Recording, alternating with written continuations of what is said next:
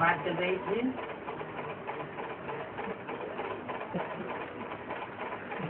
ईश्वर कह करके आप पूजा करवाते हैं, अथवा शिवो हम कहते हैं, वो है बड़े से बड़े कांटे।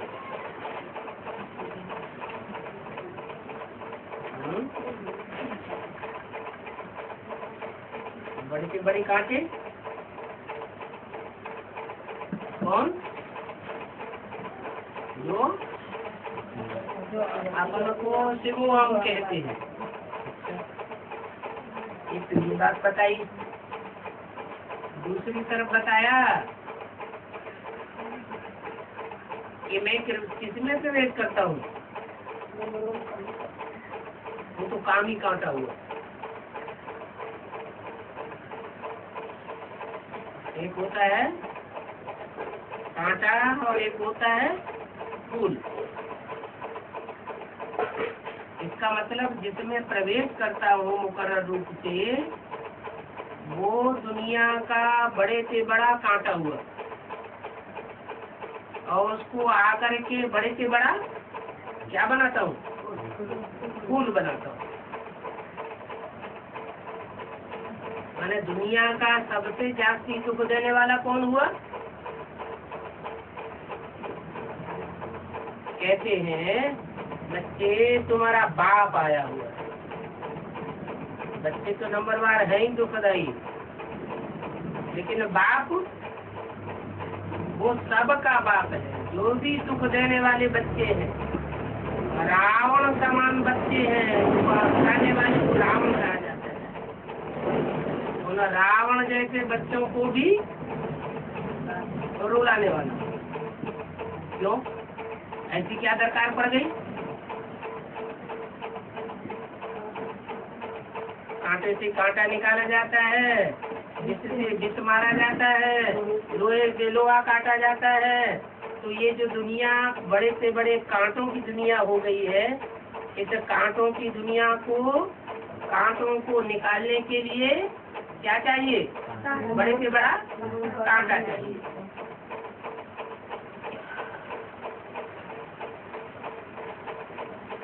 लेकिन जो बड़े से बड़ा कांटा है, वो अपन को शिव कहता है।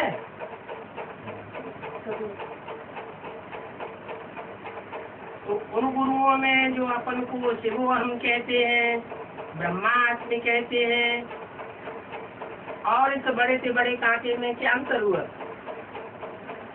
कभी वो कहते हैं कि मूर्ति है, वो हिरण्यकश्यप बनते हैं। कौन? जो अपन को शिवो हम कहलवाते हैं और अपनी पूजा कराते हैं, और जो मुकर्रर रहता है जिसमें शिव प्रवेश करते हैं, वो उन कांटों को निकालने के लिए बड़े से बड़ा कांटा तो है, लेकिन वो अपन को शिव कहता नहीं।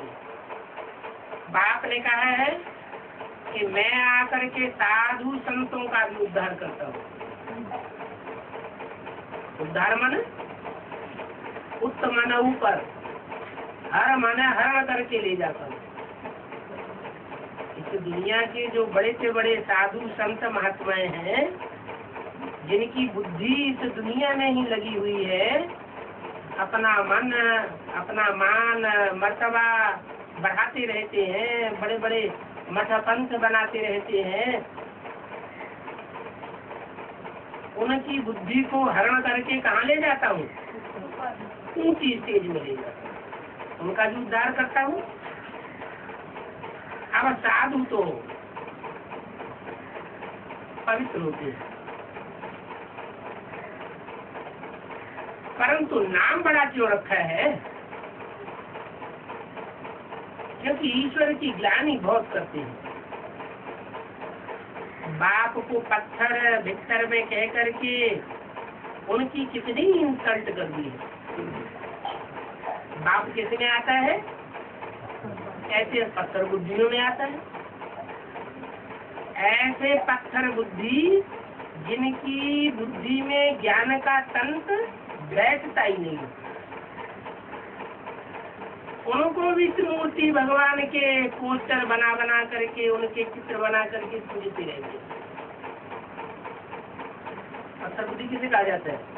जिसकी बुद्धि में ज्ञान बैठे ही नहीं, कितना भी सुनाते रहो, ज्ञान उनकी बुद्धि में बैठता नहीं। इतने पत्थर बुद्धि है तो भी अपनी पूजा कराते हैं कि हम ही त्रिमूर्ति से वो भगवान का रूप है। ब्रह्मा बाबा तो शरीर छोड़ के चला गया, अब हम इस संसार को नरक से स्वर्ग बना देंगे।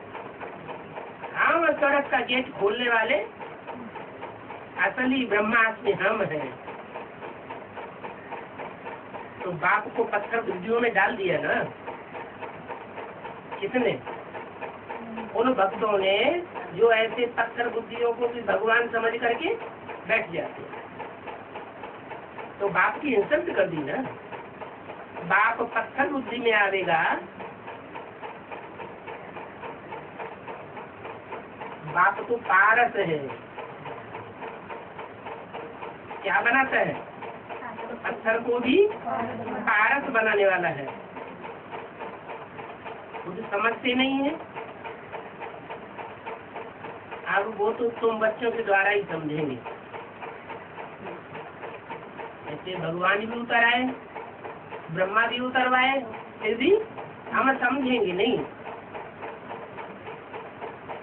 तो तुम बच्चों के द्वारा समझेंगे का क्या मतलब हुआ है? मैं प्यार का सागर हूँ, मेरे द्वारा नहीं समझते, तुम्हारे द्वारा समझेंगे। इसके लिए बोला तुम बच्चों के द्वारा, माना धर्मराज और धर्मराज के जो दूत हैं, उनकी जब मार पड़ेगी तो वो समझ जाएंगे। ड्रामा प्लान अनुसार इन आसुरी संप्रदायों की है आसुरी मत, इनको कहेंगे रावण मत, और तुम्हारी है ईश्वरीय मत। तुम बच्चे जानते हो कि हम श्री की मत पर चल रहे हैं। जो श्रेष्ठ से श्रेष्ठ है उसकी मत पर चल रहे हैं, श्रेष्ठ बनने के लिए। श्रेष्ठ कहा जाता है देवताओं को। श्रेष्ठ इंद्रियों से जो आचरण करते हैं उनको कहा जाता है देवता। और वो देवताएं श्री की मत पर चल करके ऐसे देवता बनते हैं। तो वो श्री कौन है? देवताएं हैं श्रेष्ठ, जो श्रेष्ठ इंद्रियों का आचरण करते हैं उनको कहते हैं देवता। और वो हुए सिंगल श्री। तो डबल श्री कौन? डबल श्री का क्या मतलब हुआ? वो सिंगल श्री और वो डबल श्री। क्यों कहा गया डबल श्री? वो देवताओं में भी कोई ऊंचा देवता है, महान देवता है, जो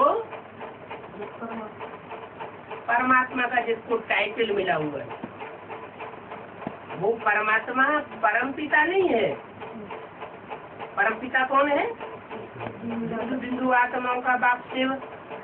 लेकिन वो परम पिता के साथ परमात्मा का टाइटल पीछे से जुड़ा हुआ है। जैसे कहते हैं शिव शंकर, तो कौन सा नाम पहले? शिव का नाम पहले, शंकर का नाम बाद में, कहते हैं ना। तो ऊंच कौन हुआ? शिव हुआ ऊंच, और शंकर उसके नेक्स्ट टू शिव हुआ। जैसे मुरली में बोला, नेक्स्ट टू शिव कहेंगे शंकर को, नेक्स्ट टू शिव कहेंगे प्रजापिता को, नेक्स्ट टू शिव कहेंगे संगम युगी कृष्ण को, नेक्स्ट टू शिव कहेंगे नारायण को। कौन से नारायण को? सत्युग के 8वें नारायण को नहीं, दूसरे या पहले नारायण को नहीं। जो संगम युग में नर से डायरेक्ट नारायण बनता है उसको कहेंगे नेक्स्ट टू गॉड। तो वो हुआ श्री 108। आज के साधु संत महात्मा ये टाइटल धरवाई लेते हैं क्या? श्री 108। अब वास्तव में ये उनका टाइटल है ही नहीं। माने दुनिया की जो श्रेष्ठ से श्रेष्ठ जो आत्माएं हैं 108, उनकी संगठन रूपी माला बनाने वाला वो साधु संत महात्मा अपन को कैसे कहते हैं? वो माला वो नहीं बनाते, वो श्रेष्ठ आत्माओं की माला रूपी संगठन मैं बनाता हूँ। उनका संगठन बना करके मैं नई दुनिया की स्थापना करता हूँ।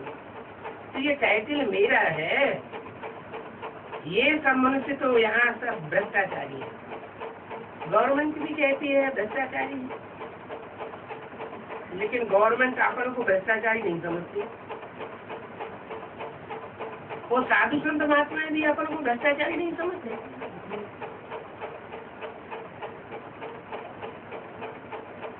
वास्तव में हम थे भ्रष्टाचारी। फिर भ्रष्टाचारी किसने बनाया? हम शिष्टाचारी थे, फिर भ्रष्टाचारी रावण ने बनाया। ये रावण कौन? मुरली में कहा ये गुरु लोग। जो गुरु लोग आते हैं, संसार के बड़े से बड़े गुरु बन करके बैठते हैं। इब्राहिम आए, बुद्ध आए, क्राइस्ट आए, गुरु नानक आए, ये बड़े से बड़े गुरु आए, ये सब रावण संप्रदाय हो गए। अनेक प्रकार की मतें देने वाले। रावण को 10 सिर होते हैं, इसका मतलब क्या हुआ कि रावण अनेक प्रकार की मतें देने वाला है।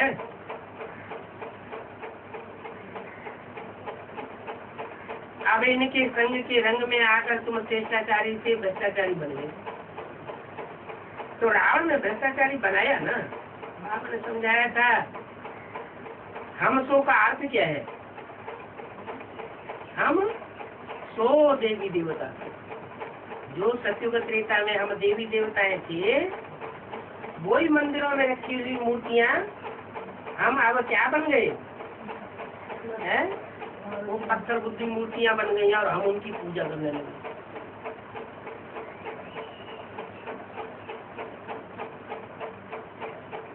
ये धारण करने योग्य बातें हैं।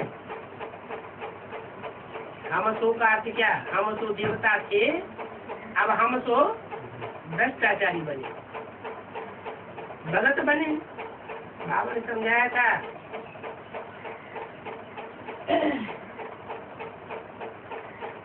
और ये जो गुरु लोग समझाते हैं उसमें फर्क क्या है? रात दिन का फर्क है। तुम बच्चों के सिवाय और कोई इस फर्क को समझ न सके। तुम्हारा ही पार्ट है समझने का। क्या इनका पार्ट समझने का नहीं है? इनका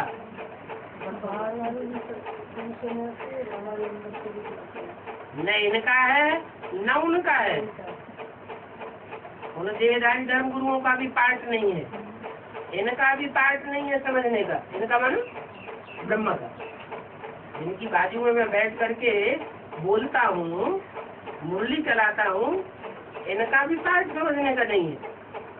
ये भी नहीं समझ सकते। मैं तुमको समझाता हूँ, ये तो बीच में सुन लेता है। क्या? इसलिए मैं इसको सुनाता नहीं हूँ, समझाता नहीं हूँ। समझाता तुमको हूँ, ये तो बीच में ऐसे ही सुन लेता है। तो किसको सुनाया जाता है? किसको समझाया जाता है? जो समझने योग्य हो उसको समझाया जाता है। तो तुम समझदार हो, तुम समझदार बच्चे हो, तुम इन बातों को समझते हो, तो बच्चों को अंदर में बहुत खुशी रहनी चाहिए कि बाप हमारे सामने आए हैं और हम बच्चे बेहद के बाप के सामने आए हैं। प्रजापिता ब्रह्मा के भी बहुत बच्चे हैं। घी क्यों लगा दिया?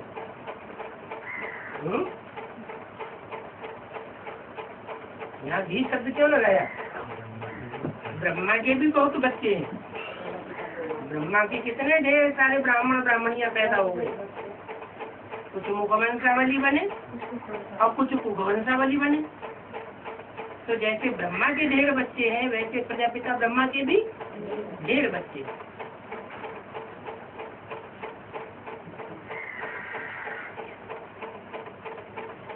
इनको भी बहुत बच्चे हैं ना, उनको कहेंगे बाप। इनको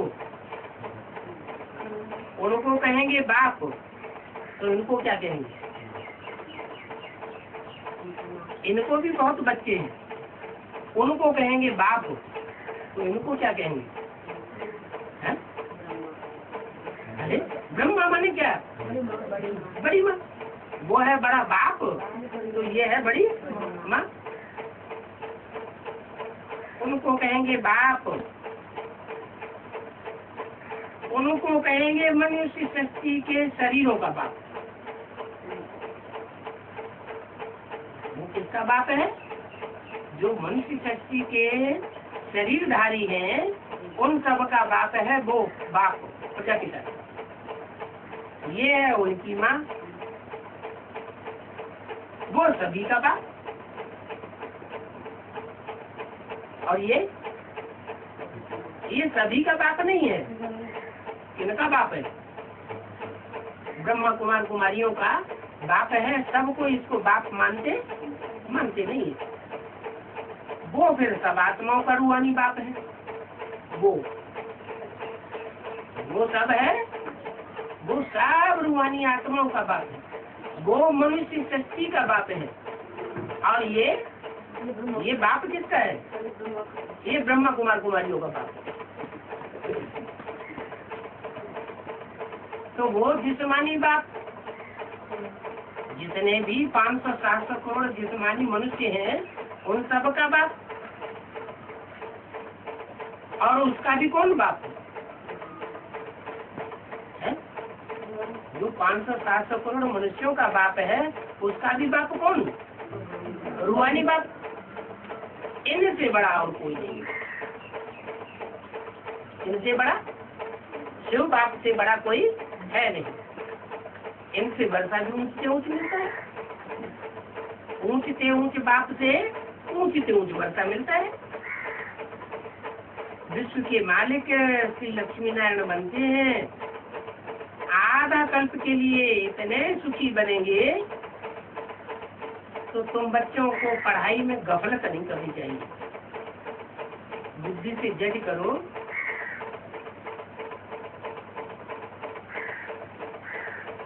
ये जो कमाई तुम कर रहे हो, पढ़ाई पढ़ रहे हो, ये तुम्हारा कितना साथ देगी? ये पढ़ाई कितने जन्म साथ देगी? 21 जन्म तो साथ देगी ही। लेकिन जो पुरुषार्थ करने के संस्कार पड़ रहे हैं, कोई तो अलबेलेपन के संस्कार डाल रहे हैं, कोई तीव्र पुरुषार्थ के संस्कार डाल रहे हैं, कोई हाई जंप लगाने के संस्कार डाल रहे हैं। तो जो जैसे संस्कार डाल रहे हैं, वो संस्कार उनके 63 जन्म में भी कायम रहेंगे। क्या? मानो बाबर था, छोटा सा सिपाही था, और कितना पुरुषार्थ ही निकला। सिपाही से ऊंचा चढ़ करके भारत का सम्राट बनकर के बैठ गया एक ही जन्म में। तो ये पुरुषार्थ के संस्कार कहाँ से भरे? ये तीव्र पुरुषार्थ के संस्कार संगम युग में भरे। तो विवेक कहता है, वो कमाई जो दुनियावी है, वो तो अल्पकाल क्षण भंगुर के लिए, और ये कमाई तो तुमको जन्म जन्मांतर साथ देगी। 21 जन्म के लिए तो कमाई है ही, लेकिन 21 जन्म के आधार पर 63 जन्मों का भी हिसाब बन जाता है। इस तरफ भी ध्यान न देने से बहुत घाटा हो जाएगा। इस तरफ रूहानी पढ़ाई की तरफ ध्यान न देने से घाटा बहुत भारी हो जाएगा। जितना याद करेंगे, स्वदर्शन चक्रधारी बन बाप को याद करेंगे, उतनी कमाई होगी। क्या? कैसे याद करेंगे? साधारण याद करने की बात नहीं है। स माने आत्मा, दर्शन माने आत्मा के 84 जन्मों का दर्शन करना। चक्र मैंने 84 के चक्र में आत्मा कैसे कैसे चक्कर लगाती है, इस बात पर मनन चिंतन मंथन करना और अपने 84 जन्मों को खुद खुद करके निकाले। हम आत्मा पार्टधारी है ना, तो वो पार्टधारी कैसा है जिसको अपने पार्ट का ही पता न हो। बाप कहते वो तो बेवकूफ पार्टधारी होता है जिसको अपने पार्ट का ही पता न हो। तो अभी हम क्या हुए हैं? नहीं तो 84 जन्म बताओ कौन कौन से हुए? तो धिंगा मूर्ति हो गई।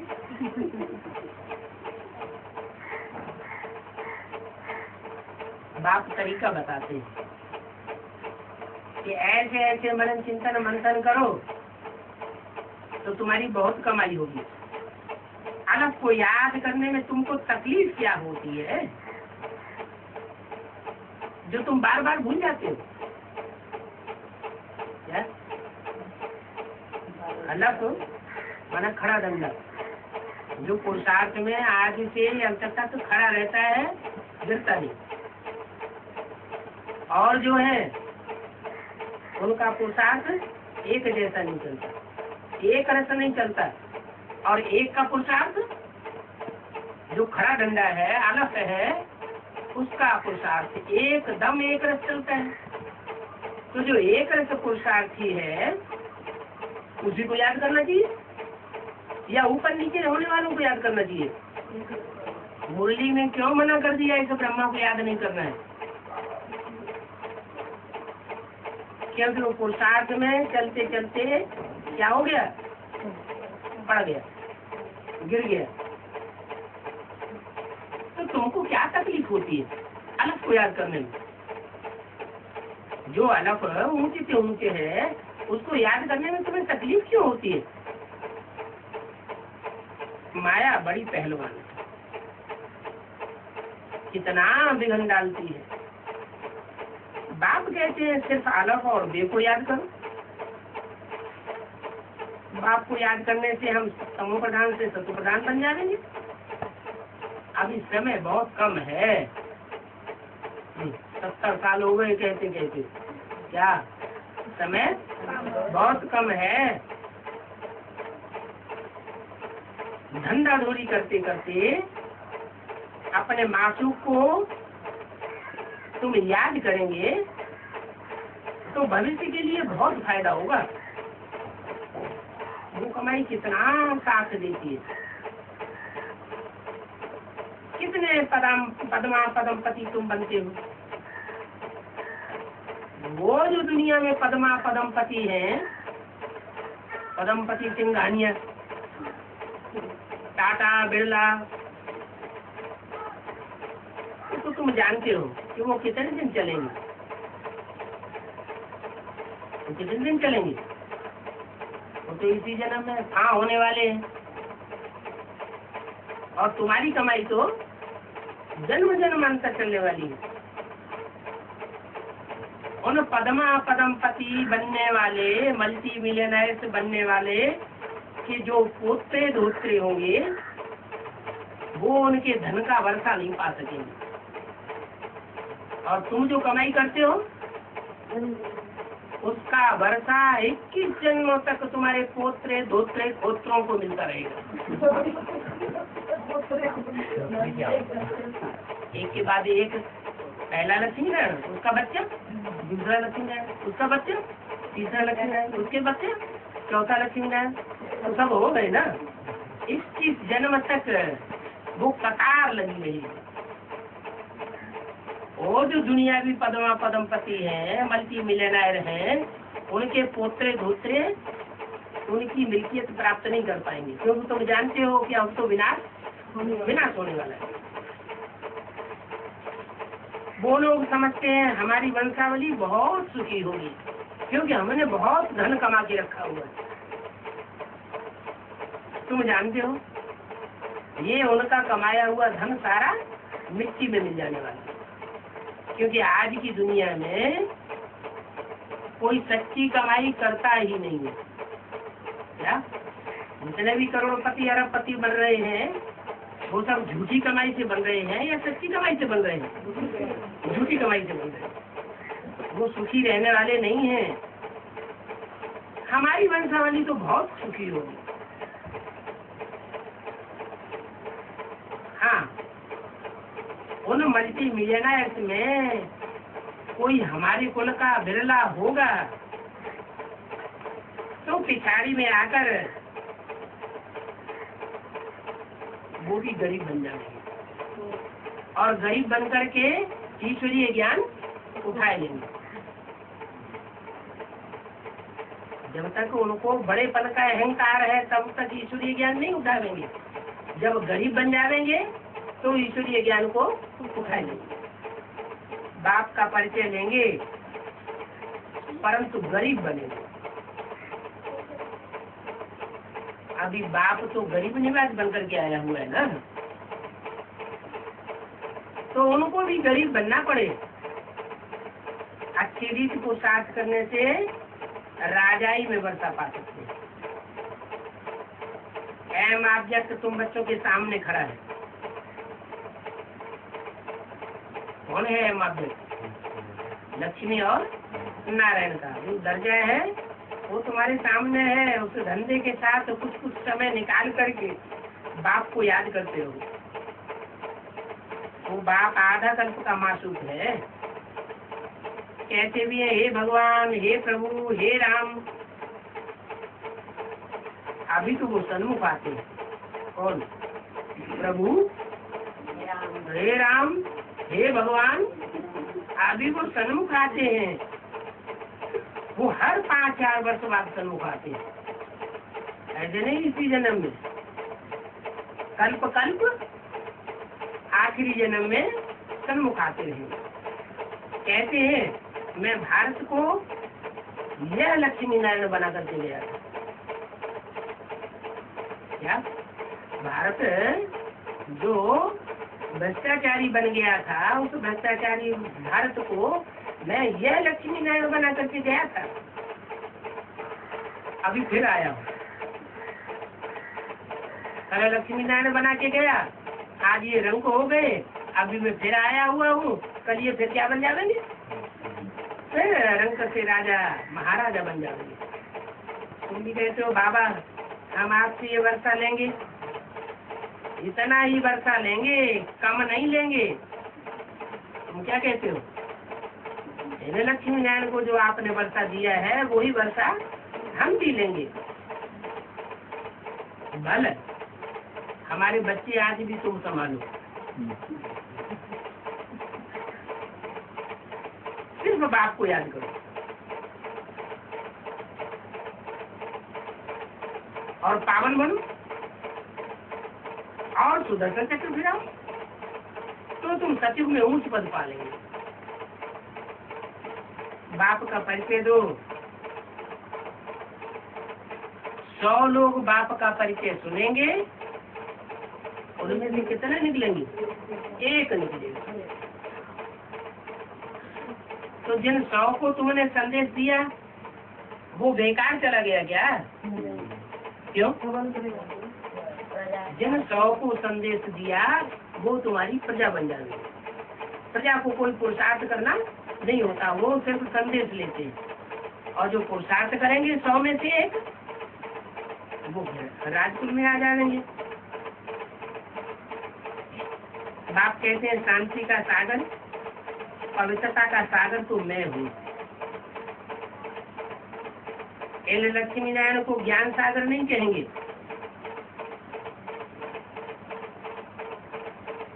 और लक्ष्मी नारायण को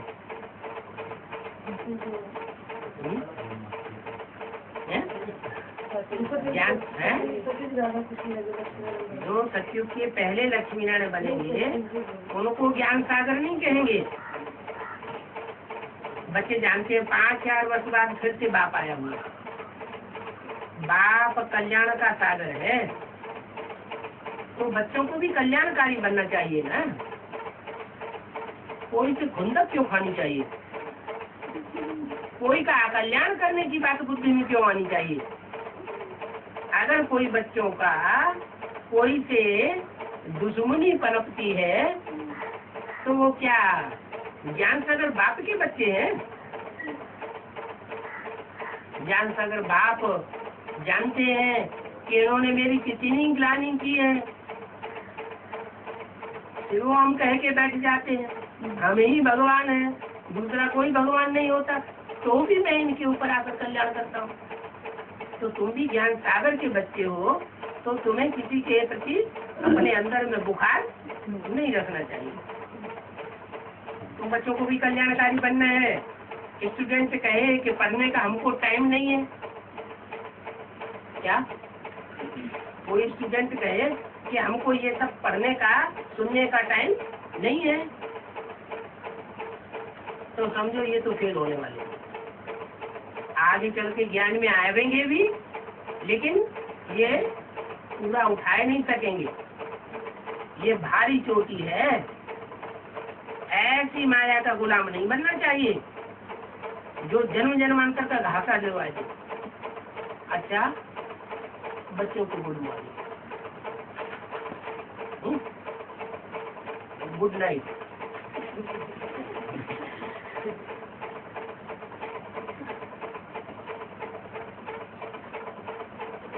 अगली वाणी है रात्रि क्लास 9 अप्रैल 1970। रिकॉर्ड चला है, तुम्हें पाके हमने जहां पा लिया है।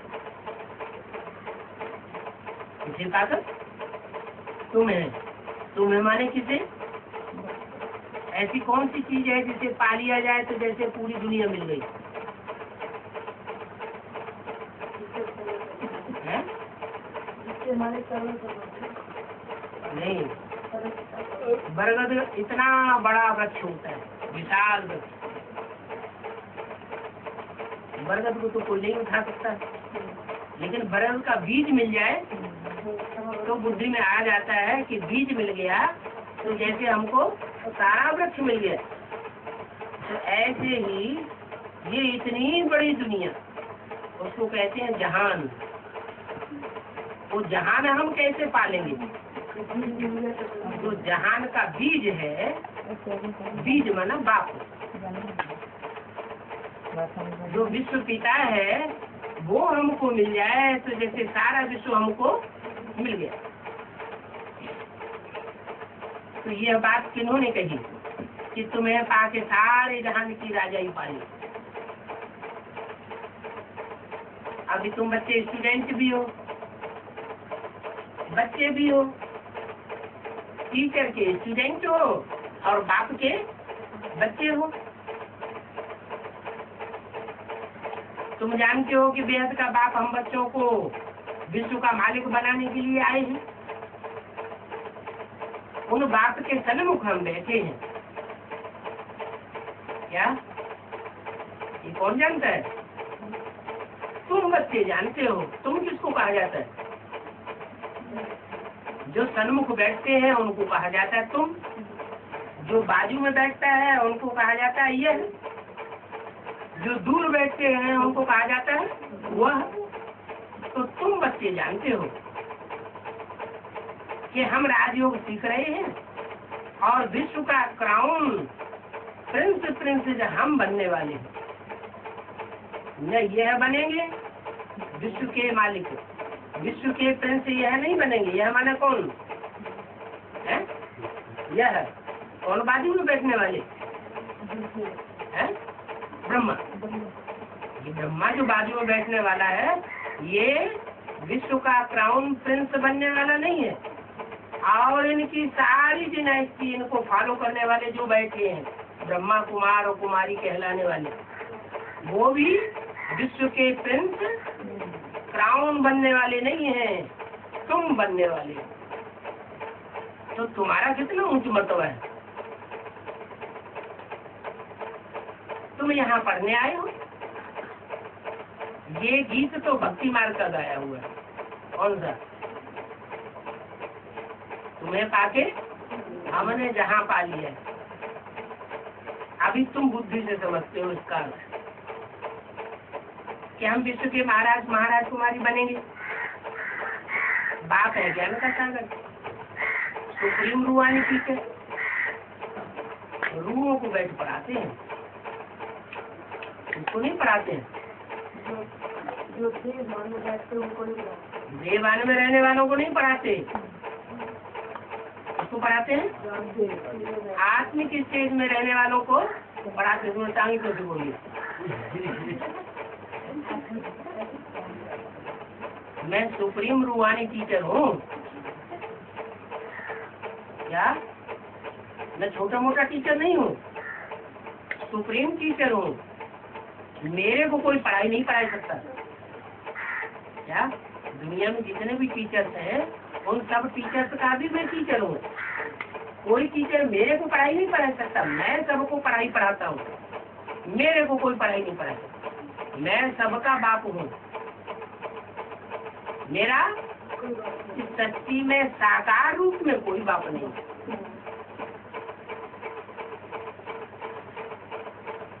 कहते हैं मैं तुम्हारे पतियों का भी पति हूँ क्या? तुम्हारा ही पति नहीं, तुम्हारे पतियों का भी पति हूँ। तो इससे बड़ा पति कोई होता नहीं। उसका नाम दिया है बृहस्पति क्या? बड़े से बड़ा पति। वो हमको बैठ पढ़ाते हैं। आत्मा इन रूपी कर्मेंद्रियों द्वारा जानती है कि हम बाप से विश्व क्राउन प्रिंसेस बनने के लिए इस पाठशाला में बैठे हैं क्या?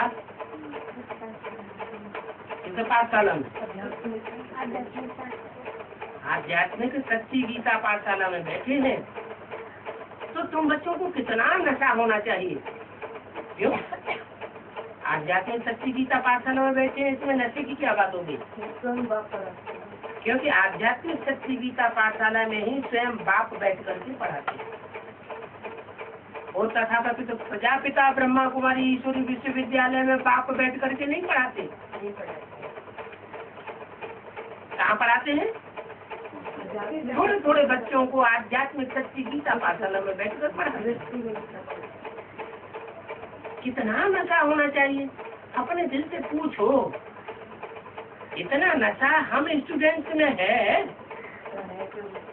या तथाकथित उन ब्राह्मणियों में है?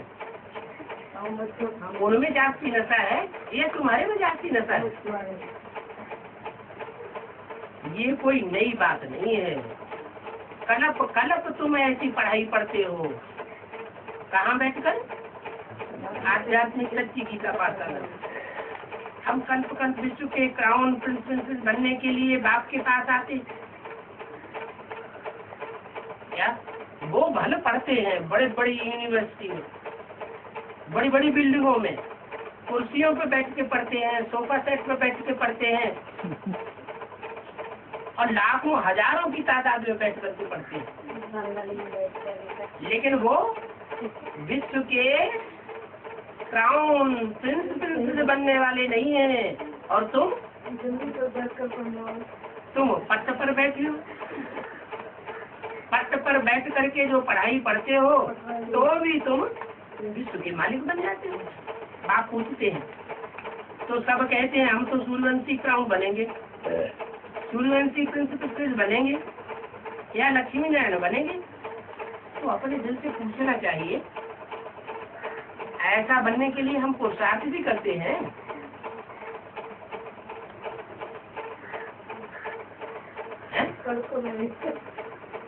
पुरुषार्थ कर रहे हैं। बेहद का बाप जो स्वर्ग का वर्षा देने आए हैं, याद करना चाहिए एक ही बाप है जो हमारा बाप भी है, टीचर भी है, सदगुरु भी है। उन तथाकथित ब्राह्मण ब्राह्मणियों को जिसने पढ़ाया वो सिर्फ क्या होता है? वो अम्मा से पढ़ा उन्होंने, बेसिक नॉलेज। माँ होती है ना घर में, तो माँ बेसिक नॉलेज पढ़ाई सकती है, ऊंची पढ़ाई नहीं पढ़ा सकती। तो उन्होंने तो सिर्फ बेसिक नॉलेज ली। और तुम बाप से वो नॉलेज पढ़ते हो जिससे विश्व के मालिक बनते हो। तो वो टीचर भी है और वो तुम्हारा सदगुरु भी। एक ही रूप में तीनों है, बाप भी है, टीचर भी है, सदगुरु भी है। तो जरूर हमको वर्षा भी उतना ऊंच देंगे। कितना ऊंच? जितना ऊंच वर्षा और दुनिया में कोई दे नहीं सकता। देखना चाहिए कि हमको इतनी खुशी है कि हम आज पढ़ते हैं और कल क्राउन प्रिंस बनेंगे, क्योंकि ये संगम है ना। अभी हम इस पार हैं और कल हम उस पार होंगे। उस पार मन अभी हम विषय वैतरण नदी के इस पार हैं, विषय सागर जो संसार है उसके इस पार खड़े हैं। अब हमको पार होकर के जाना है। विषय सागर को क्रॉस करेंगे और हम क्षीर सागर में पहुंच जाएंगे। वहां तो सर्वगुण संपन्न 16 कला संपूर्ण बन करके ही जाएंगे। ये विषय सागर क्रॉस करेंगे तो क्या बन जाएंगे? सर्वगुण संपन्न देवता बन जाएंगे, 16 कला संपूर्ण बन जाएंगे। तो अपन से पूछना चाहिए हम ऐसे लायक बने हैं कैसे? ऐसे लायक क्या क्या बताया? सर्वगुण संपन्न 16 कला संपूर्ण संपूर्ण अहिंसक मर्यादा पुरुषोत्तम बने हैं। अपन से पूछना होता है ना। एक नारद भक्त की बात नहीं है क्या? तो उसके सामने कोई ने शीशा रख दिया, देखो तुम अपना चेहरा देखो, तुम लक्ष्मी को भरने लायक हो। वो कूद कूद की लक्ष्मी के सामने जाता था। लक्ष्मी वरमाला लिए चक्कर लगा रही थी, किसको गले में डालूं? तो वो नारद भक्त लक्ष्मी के सामने जाके खड़ा हो जाता था बार बार। लक्ष्मी मुंह घेर के दूसरी तरफ चली जाती थी। तो कहा आरती में देखना चाहिए ना। तो हमें कौन सी आरती मिली? ये हमें ज्ञान दर्पण मिला है। ज्ञान दर्पण में देखना चाहिए ना कि हम इतना पुरुषार्थ करते हैं, नहीं करते हैं तो तुम सब अभिभक्त हो। ज्ञान सागर के ज्ञानी बच्चे नहीं बने हो। अभी बाप तुमको भक्ति से छुड़ाते हैं। ये भक्ति की दुर्गति में पड़े हुए हो। तुम जानते हो हम बाप के बच्चे बने हैं, उनसे वर्षा लेना है। क्या कहा? हम बाप के बच्चे बने हैं और उनसे वर्षा लेना है। क्यों? ब्रह्मा के तन में ही तो बैठा हुआ बोल रहा था। आने वाले फिर उनसे क्यों कहा? आने वाला जो पार्ट है ब्रह्मा कि ब्रह्मा के तन में माँ का पार्ट बजा रहा है। वर्षा माँ से नहीं मिलता, इसलिए बोला आगे आने वाला जो पार्ट है उससे उनसे वर्षा लेना है। विश्व का क्राउन प्रिंस बनने के योग्य हुए हैं। बाप कहते हैं भल अपने ग्रस्त व्यवहार में रहो। क्या भले लगा दिया? भल अपने ग्रस्त व्यवहार में रहो। वानप्रस्थ अवस्था वालों को अपने घर में नहीं रहना है। क्या? जिनकी 60 साल की उम्र हो गई हो उनको घर में नहीं रहना है। बाकी 60 साल से कम है तो भला अपने घर में रहो। कुमार कुमारियां भी ग्रस्त व्यवहार में नहीं होती है, वो भी स्वतंत्र होती है। उनको भी घर की चित्रपट्टी में रहने की दरकार नहीं है। उनकी भी अभी स्टूडेंट लाइफ है। ब्रह्मचर्य में ही पढ़ाई अच्छी होती है। ग्रस्त व्यवहार में जाने से पढ़ाई अच्छी नहीं होती है। अब ये पढ़ाई तो बहुत ऊंचे है, इसमें तो जरूर पवित्र बनना पड़े हमेशा के लिए। वो पढ़ाइयाँ तो ब्रह्मचर्य में पढ़ते हैं, फिर बाद में शादी करके ब्रह्मचर्य का व्रत तोड़ देते हैं, फिर विकार में जाते हैं, बच्चे पैदा करते हैं। यहाँ तो तुम्हारी सारी जीवन की व्रत है। कौन सी? ब्रह्मचर्य की। यहाँ तुम ब्रह्मचर्य में रह करके ही अपनी पढ़ाई पूरी करते हो। बाप कहते हैं मैं पवित्रता का सागर हूँ। क्या वो साधु संत महात्मा है या जो भी देहधारी मनुष्य है या जो भी नदियां हैं, वो नदियां हैं, पोखरे हैं, तालाब हैं, झीलें हैं, नहरें हैं, लेकिन मैं क्या हूँ? मैं पवित्रता का सागर हूँ और तुमको भी बनाता हूँ। नंबरवार तुम बनते हो। कितने सागर दुनिया में गाए हुए हैं? 7 सागर गाए हुए हैं ना। तो कोई आत्माओं ने तो इतना पुरुषार्थ किया होगा ना। तुम जानते हो हम आधा कल्प पवित्र रहते थे,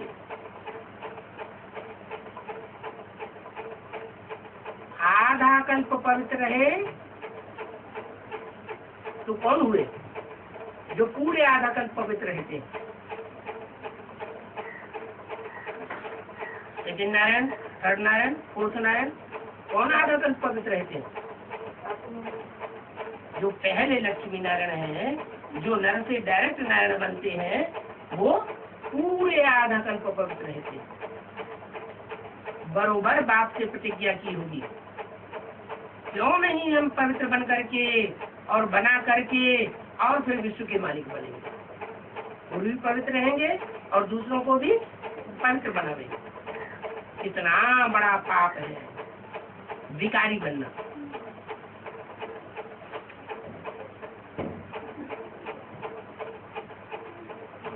अभी बाप आए हैं, कितने साधारण रूप में आए हैं, परंतु फिर भी आत्मा को नशा चढ़ता है कि बाप आए हैं हमको पवित्र बनाने के लिए। कहते हैं तुम विकारों में जाते जाते अभी वैश्यालय में आकर के पड़े। तुम सतीगुरु में पवित्र थे, ये राधा कृष्ण पवित्र काउंटेंसेस हैं। रुद्रमाला भी देखो और विष्णु की माला को भी देखो, दोनों मालाएं हैं। कब तैयार होती है? संगम युग में दोनों मालाएं तैयार होती है। रुद्रमाला सोई फिर विष्णु की माला बनती है। बाद में क्यों बनती है? विष्णु माला को कहते हैं विजय माला।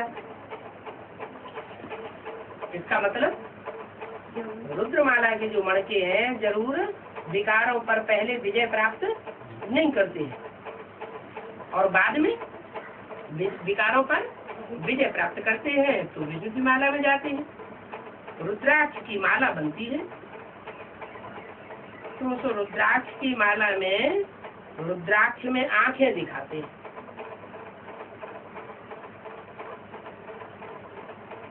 मुख भी दिखाते हैं, मुख होगा तो आंख भी होगी। ऐसा ऐसा गिरा हुआ डंडा माना मुख है और उसमें ऐसी छोटी छोटी आंखें दिखाई जाती है। रुद्रमाला का सिर्फ दाना होता है। तो तुम पहले आत्माएं दाने में सब थी, फिर तुम शरीर में आते हो, पवित्र शरीर धारण करते हो तो तुमको आंखें मिलती है। पहले रुद्रमाला बन फिर विष्णु की माला में बन आवेंगे। इसके लिए पहले तो बाप समझाते हैं कि बाप को निरंतर याद करो। इसको समझाते हैं, रुद्रमाला वालों को समझाते हैं या विजयमाला को समझाते हैं? पहले तो बाप आकर तुम रुद्रमाला वालों को समझाते हैं क्या करो? निरंतर याद करो, बीच में अंतर नहीं करना चाहिए, अपना टाइम वेस्ट मत करो। इन कौड़ियों के पिछाड़ी तुम बंदर मत बनो। क्या नारद का मिसाल दिया ना, तो नारद किसके पिछाड़ी पड़ता था? किसके पिछाड़ी पड़ा? शादी करने के पीछे पड़ा ना कि हम शादी करेंगे, लक्ष्मी से मरेंगे। बाप ने बंदर ऐप का नाम तो तुम्हारा रखा ना, काई की सेना ली? राम ने बंदरों की सेना ली। राम को बाप कहा जाता है ना। बंदर खाते क्या है? बंदर चने खाते हैं। अभी तुमको बाप रतन दे रहे हैं, तो घुंघरों की पिछाड़ी क्यों पड़ते हो? तुम्हें रतन मिलते हैं तो रतन बंदर छोड़ देते हैं। बंदर क्या करते हैं? चने पड़े होंगे तो चने सारे ही उठा लेंगे, और रतन पड़े होंगे तो रतन को छोड़ देंगे। तो तुम्हें रतन मिल रहे हैं, फिर भी अगर कौड़ियों अथवा चनों के पिछाड़ी पड़ते रहेंगे तो तुम्हारा क्या हाल हो जाएगा? इतने तुमको रतन मिलते हैं, इन रत्नों को छोड़ करके, ज्ञान रत्नों का मनन चिंतन मंथन छोड़ करके और बंदरियों के पीछे पड़ेंगे तो तुम्हारा हाल क्या होगा? रावण की जेल में तुम कैद हो जाओगे। बाप आकर रावण की कैद से छुड़ाते हैं ना, कहते हैं देह सहित देह के साथ संबंधों को त्याग करो। क्या 63 जन्मों के, अनेक जन्मों के संबंध जो है वो संगम युग में शूटिंग पीरियड में रील में घूमते हैं। तो जो रील में घूमते हैं उन बातों को भूल जाना चाहिए। अगर याद आती भी है बार बार, माया याद दिलाती है, तो क्या करना चाहिए? उनको बार बार भूल जाना है। उन संबंधों का त्याग करो। अभी अपन को आत्मा निश्चय करो। बाप कहते हैं कि मैं कल्प कल्प आता हूँ। तुमको रावण की जेल से छुड़ाने के लिए भारतवासी मनुष्यों को आकर के विश्व का क्राउन बनाता हूँ, प्रिंस बनाता हूँ, और कितनी सहज पढ़ाई पढ़ाता हूँ। वो पढ़ाइयाँ तो कितनी कठिन होती है। प्राइमरी स्कूल में जो आजकल बच्चे पढ़ाई पढ़ते हैं तो उनके पीठ पे कितना बोझ अलग दिया जाता है, गधे मिसल। बचपन से ही इतनी पढ़ाई, तो वो पढ़ाई तो कितनी कठिन, और बाप की पढ़ाई कितनी सहज। बूढ़ियां भी पढ़ लेती हैं, बूढ़े बूढ़े लोग भी पढ़ लेते हैं। ऐसे भी नहीं कहते हैं कोई 8 घंटा 4 घंटा आकर के यहाँ बैठो, नहीं। यहाँ तो सिर्फ 1 घंटे की पढ़ाई है। बाप सिर्फ 24 घंटे में 1 घंटे पढ़ाई पढ़ाते हैं। 4-8 घंटे की पढ़ाई नहीं है और कॉलेजों स्कूलों की मुआफिक नहीं।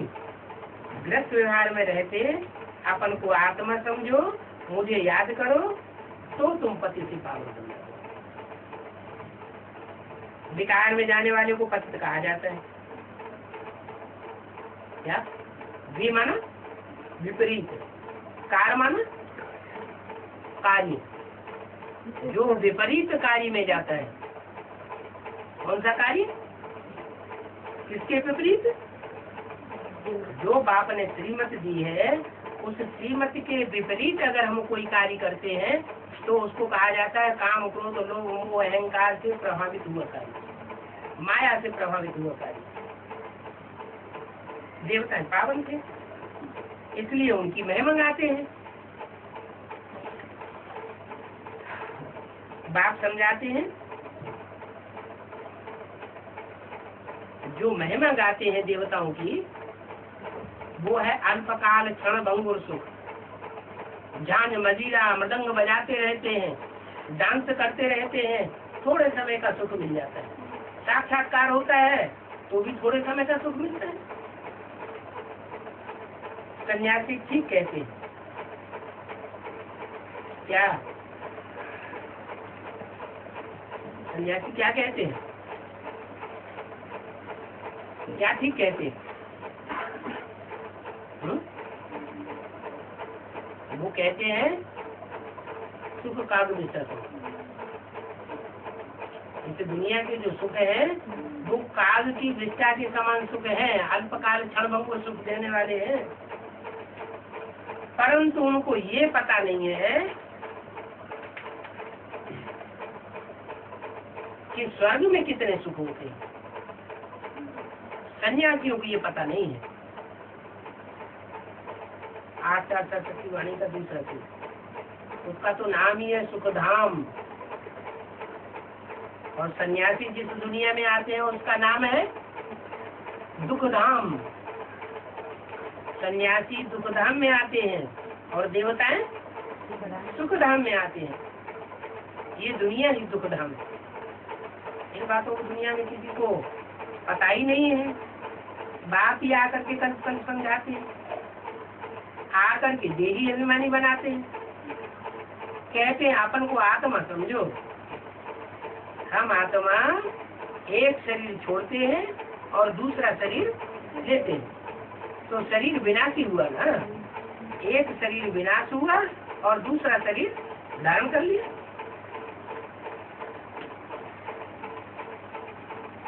तुम आत्मा हो कि देह हो? तुम देही के मालिक हो।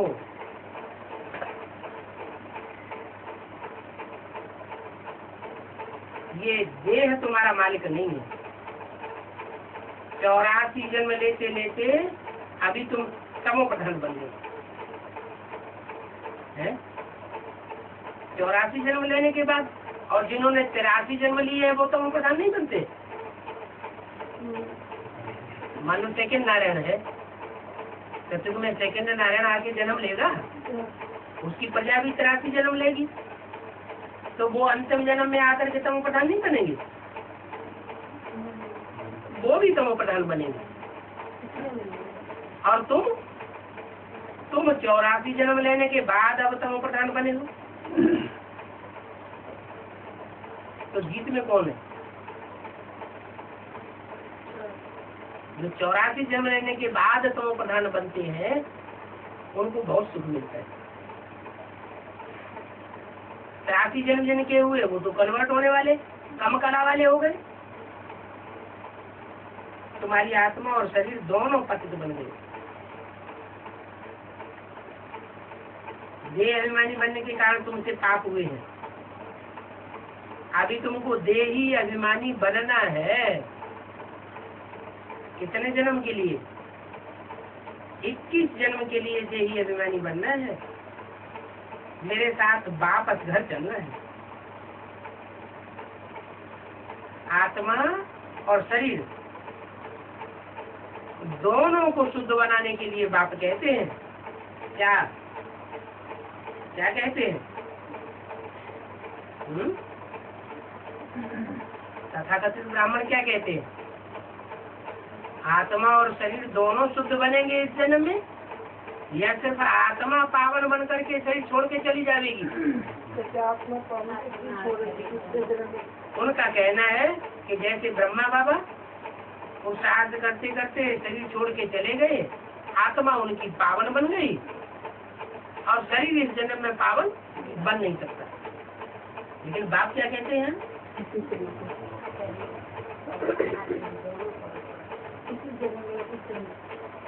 बाप कहते हैं आत्मा और शरीर दोनों को शुद्ध बनाने के लिए बाप राय देते हैं मन मना बहु। ये ऐसा मंत्र है जिससे तुम्हारी आत्मा भी शुद्ध बनेगी और आत्मा रूपी बीज शुद्ध बनने के बाद तुम्हारा शरीर भी निरोगी कंचन काया बनता जाएगा। इसी जन्म में बनेगा या अगले जन्म में बनेगा? इसी जन्म में कंचन काया बनेगा। अगर तुम्हारा इसी जन्म में कंचन काया न बने तो ब्रह्मा सरस्वती जैसे बच्चे और उनके फॉलोअर्स, वो तथाकथित ब्राह्मण ब्राह्मणियां, वो सत्युग में जाके प्रिंस के रूप में तुमसे जन्म कैसे लेंगे? पहले जन्म देने वाला पवित्र बनेगा या जन्म लेने वाला पवित्र बनेगा? जन्म देने वाला रचयिता पहले पवित्र होना चाहिए। गीता में भी अक्षर है, बाप ने कब आकर के राजयोग सिखलाया, ये बात दुनिया नहीं जानती। ऐसे शास्त्रों में लिखा हुआ है कि 5000 साल हुए महाभारत युद्ध हुआ, भगवान ने महाभारत युद्ध कराया। भगवान ने आकर के गीता ज्ञान दिया कितने साल पहले? 5000 साल पहले। तो कृष्ण को कहाँ डाल देते हो? द्वापर में डाल देते, तो सब गड़बड़ घोटाला हो। वास्तव में कृष्ण द्वापर में तो आता ही नहीं, वो तो आता है कलयुग के अंत में। माना 5000 साल कलयुग, कलयुग की बात उनकी बुद्धि में नहीं है। उनकी बुद्धि में है क्या कि ये जो कलयुग चल रहा है, इस कलयुग से पहले महाभारत युद्ध हुआ द्वापर युग के अंत में। और द्वापर युग के अंत में भगवान ने आकर के गीता ज्ञान सुना करके पापी कलयुग की स्थापना कर दी। तो भगवान आकर के पापी युग की स्थापना करेगा क्या?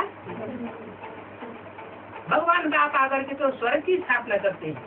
सत्य बाप आवेंगे तो सत्युग की स्थापना करेंगे या झूठखंड स्थापन करेंगे? क्या स्थापन करेंगे? सत्य बाप सत्युग की स्थापना करेंगे। और किन बच्चों के द्वारा? सच्चे बाप के जो सच्चे बच्चे होंगे, सच्चा पोता मेल देने वाले होंगे, उनके द्वारा सत्युग की स्थापना करेंगे। अगर झूठा पोता मेल देने वाले हुए तो वो सत्युग की स्थापना के निमित्त नहीं बन सकते। काहे का पोता मेल है कि नाई ने हमारे बाल कितने काट लिए, ये बताना है। कौन सा पोता मेल? विकारों का पोता मेल, तन का पोता मेल। तन के अंदर ही विकार है। और धन का पोता मेल, और मन के अंदर जो दुष्ट संकल्प आते हैं उनका पोता मेल, तो वो भी बताया। अपना सच्चा पोता मेल देने वाले कोई पोतों में एक है। सब बच्चे अपना सच्चा पोता मेल देते नहीं। ओम शांति।